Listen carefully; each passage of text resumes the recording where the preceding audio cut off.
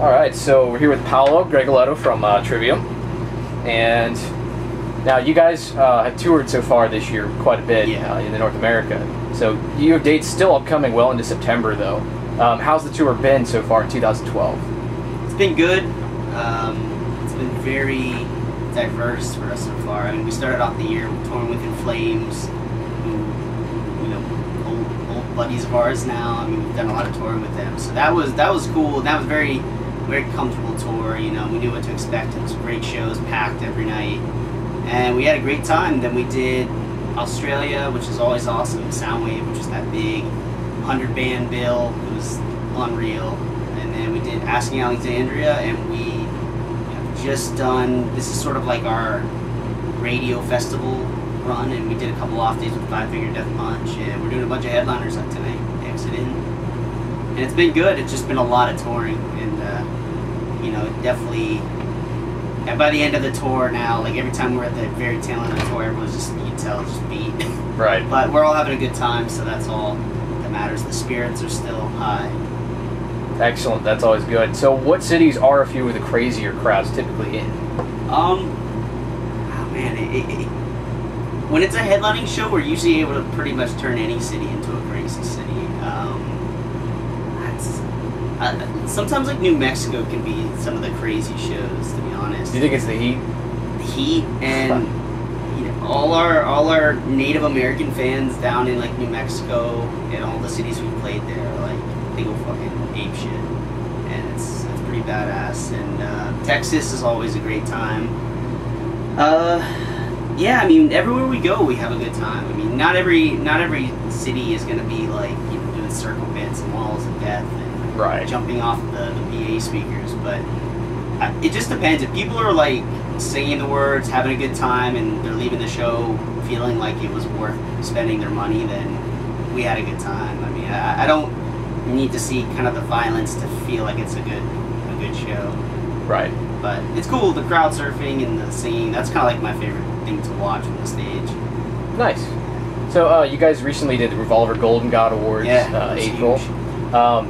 Now you guys got to play Creeping Death with Corey Taylor and Rob Flynn. Yeah. So what kind of other metal dreams do you still have that you hadn't accomplished yet? I'd love to play Creeping Death with Metallica, if they would ever allow that. But other than that, I mean, we got to go up on stage once and sing Die Die My Darling backup vocals with Metallica like years ago.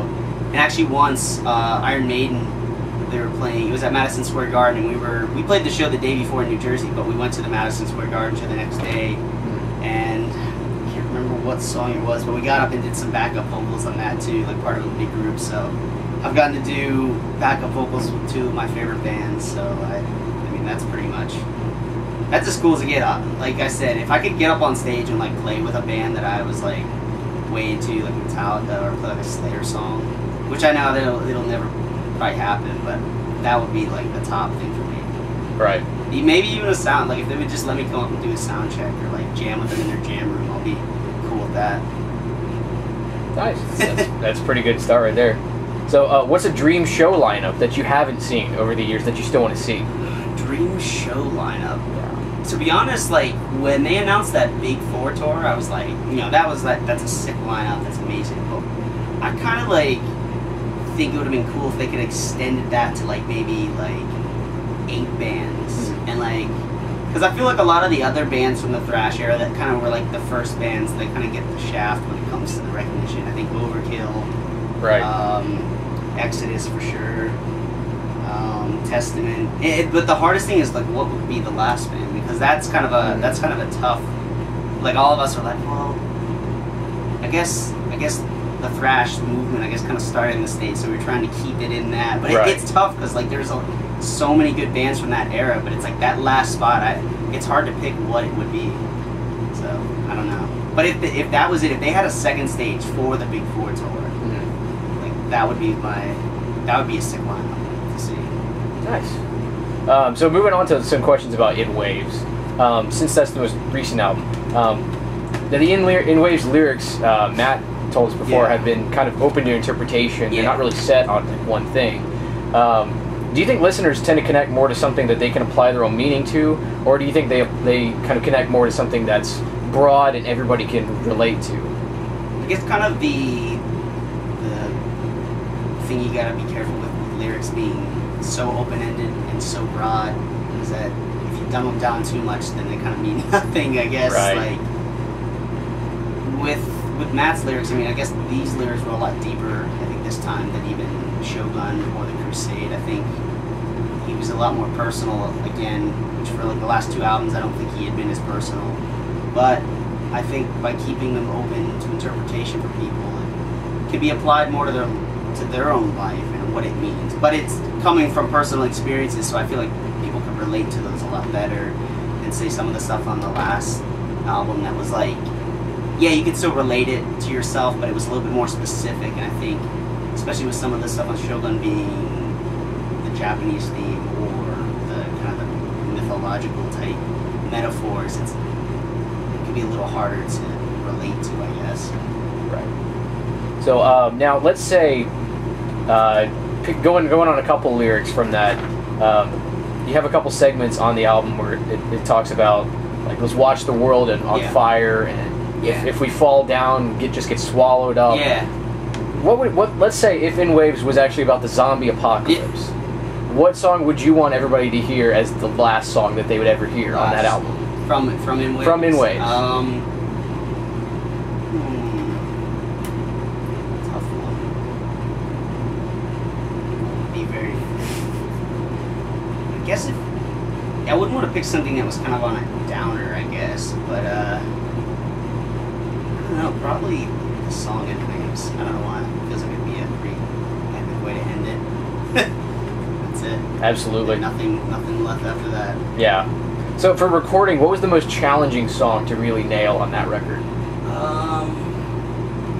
Just from my point of view, or just overall? I would say overall for the band. I think, honestly, Of All These Yesterdays was sort of a tough one because it was kind of a different song for us. I mean, we've definitely had clean parts on previous albums, and I don't know, it just, we weren't totally sure what the vibe was. Like when we had the demo, like we knew that like, all right, this is a cool song, but we weren't like 100% sure on like how it was going to end up.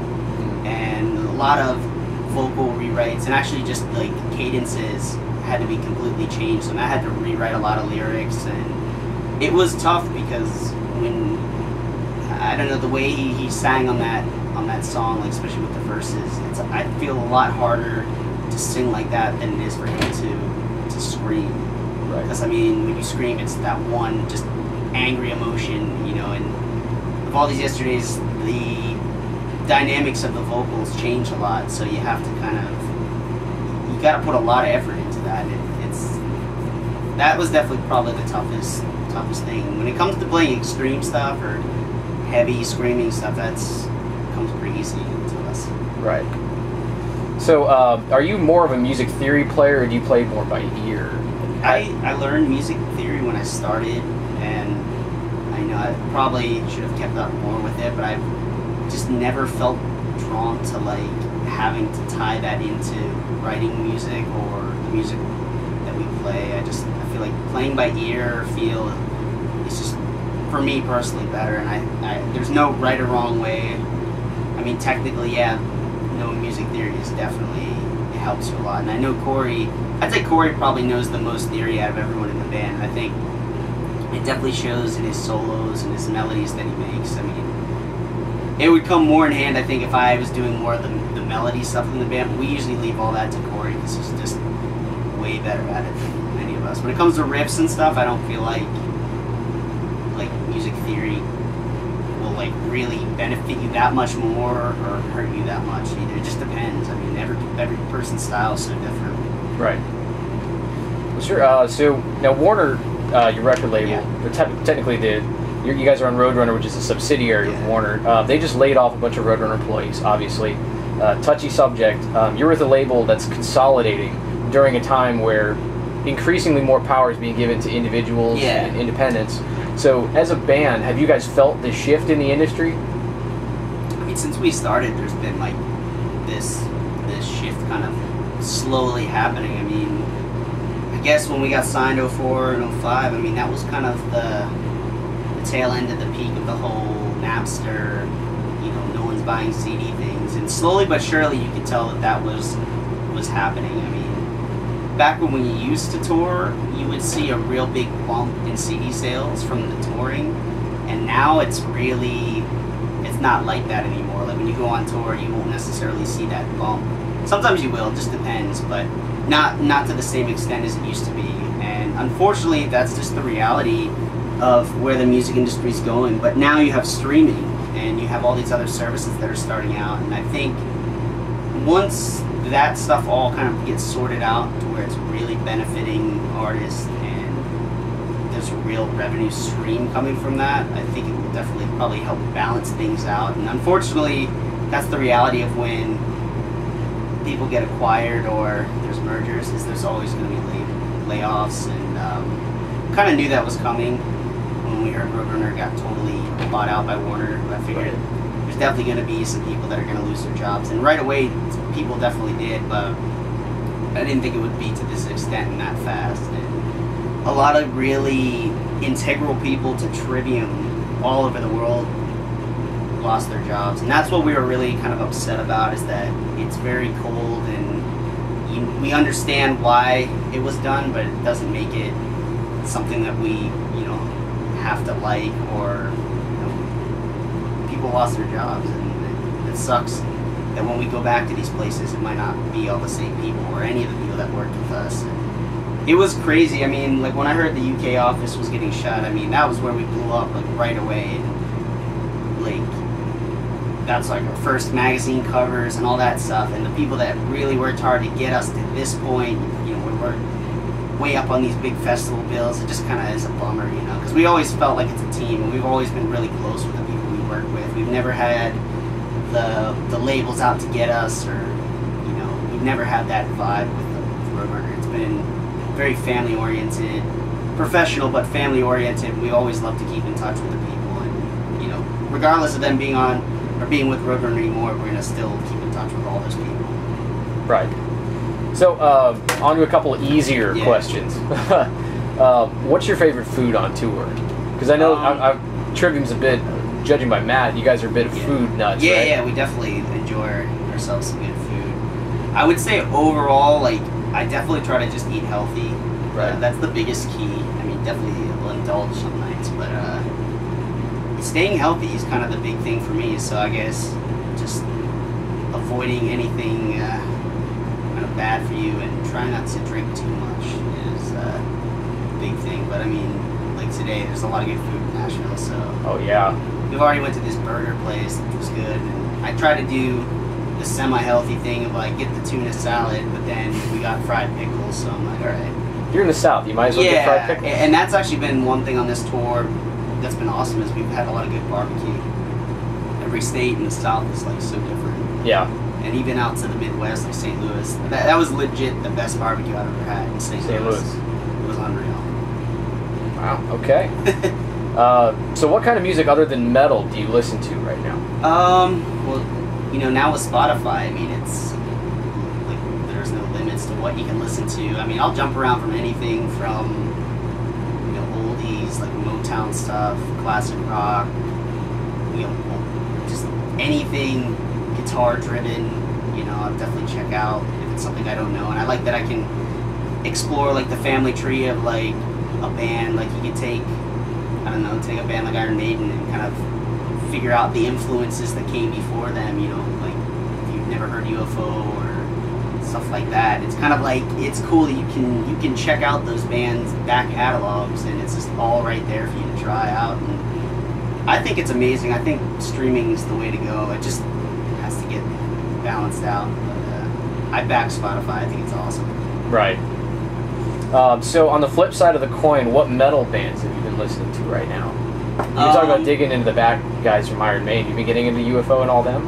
Oh yeah, I mean, we jam that stuff all the time. It's kind of the example of how you can go backwards and discover that. That's the one thing I feel that a lot of the youngest generation now getting into music hasn't really discovered yet, is like, you find a band that you're really into, it's like, discover what made that band. Like, what are those influences? Like, just sticking within your time period of music. I mean, that's really cool. And I think, like, say if someone gets into Trivium, I mean, that's cool. Like, you dig us, but there's so many influences to where we've come from, and I hope that they would explore that. And I feel like a lot of our fans definitely do. I mean, they share a lot of the similar taste in bands that we have, and that's like the biggest thing I recommend for people, to just discover where some of your favorite bands come from, because you'll find some really awesome stuff, and it might help you kind of establish your own style musically if you play music. Right. Awesome. So last question, anything you'd like to say to the readers on Metal Underground?